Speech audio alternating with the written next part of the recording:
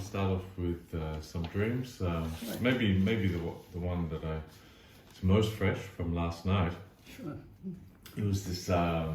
It's going to be quite hard to describe because it was very sort of sensual and kind of otherworldly in a sense. There's this maze or game. It appeared. It was sort of understood as a structure of the unconscious. It's this building, this morphing, moving, beautiful kind of structure, and I think I was in it,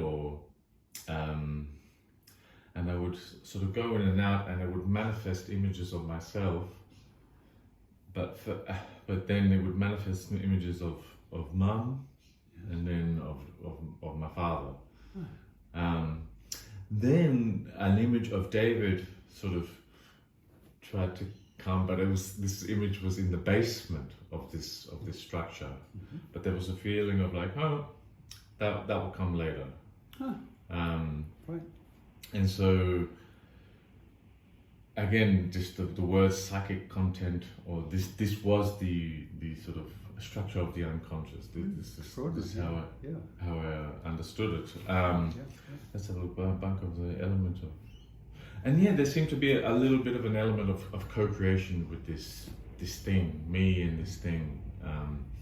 I wish I could have described it a little bit more, but that's as far as I got. And earlier, again, it was quite difficult to describe. It felt like I was in some sort of game. Me, my sister, and brother were there. Into a different reality. So, but our bodies were not there. We were sort of would get sucked in. It was this kind of game, and we would kind of get sucked in and become without the body. There was no, and I would have to go in and save them and jump back out of this changing reality, and it would so again, like I couldn't see the body, the physical body, but it was sort of clear that I was just getting sucked in and shot back out. And I've written here, we would swallow ourselves up, shoot back out, or become gods. Meaning just able to just manipulate I was able to just manipulate the reality to just come back out of it. If swallowed up, I would morph into different bodies, and it's kind of hard to describe. Well, that's a pretty good job. And then I guess, this one is a bit vague. I actually only remember it from my audio recording. I can't get an image of it at the moment, but there was these people honoring this bad man who had caught us, I think me and a woman, but then it sort of changed to this bad man, I think he was from the aristocracy, and it then changed to mocking this person, and I think we were throwing eggs or throwing cakes at the face of the aristocracy, and then we were almost. It was almost like me and this person, this woman. We were running, after this, running away, and it was kind of like in quicksand. But we managed to do it somehow. I remember seeing the face of my friend Shameless, who was the face of this aristocracy. Sorry again, it's not so clear. There was and then I think that same night, in the in-between place, sort of in between waking, I believe you know it well, but in the in-between, I just had a message, which was a bit funny. It was fame, fortune, and something else. I didn't quite catch it. In the audio, I said money, or the next day I remembered it as power, but definitely you remember fame, fortune will be mine. Just keep doing what you're doing.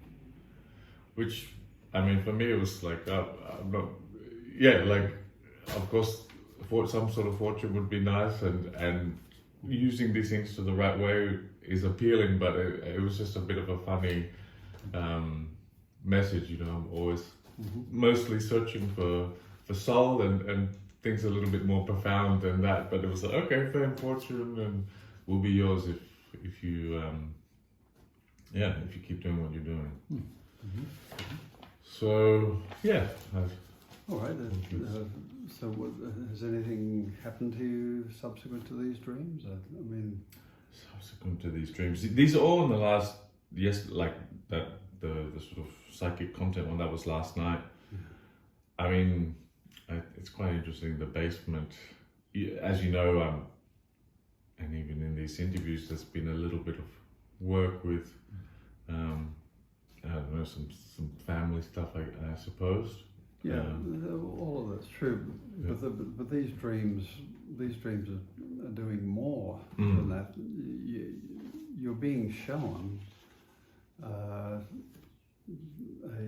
image of the structure of the unconscious in itself. Yeah. So that could very well impress upon you its reality, that it has a structure, and that it is, it's real. I think that's the important. I think that would be an important takeaway from a dream like that. You're dealing with something real. And it definitely has its dangers, as the other aspect taught you when you're getting sucked in and popped out, and there was a question of power, manipulating things. All of that is true. Once one understands that the psyche, the unconscious psyche is real, but has its otherness. It's a real other, and it's also me. So it's both. But the otherness aspect emphasizes that you're dealing with an intelligence here, and something that can respond, as you said, co-create, also co-destroy. I think that's a real initiatory kind of dream if you take it on in those terms. So for example, from what I've read about lucid dreaming and how it's talked about, and I don't do lucid dreaming, but it seems to me that lucid dreamers have absolutely no idea of what that dream is teaching you, that you're dealing with an intelligence that may have its own intentions and its own movements that you know nothing about, that we know nothing about. Lucid dreamers seem to know nothing about. So that lucid dreamers manipulate objects, and so they get this exciting feeling that they can change anything they want in the dream. If they don't like that goblin in the corner, they'll change it to a princess or something. Which you can do, but they have no sense of that something could respond to that in a way that you may not anticipate. So that my take on those dreams is that it can really bring home that there is an intelligence bigger than you, bigger than me, that is engaging with us in some way, and we don't hold all the cards.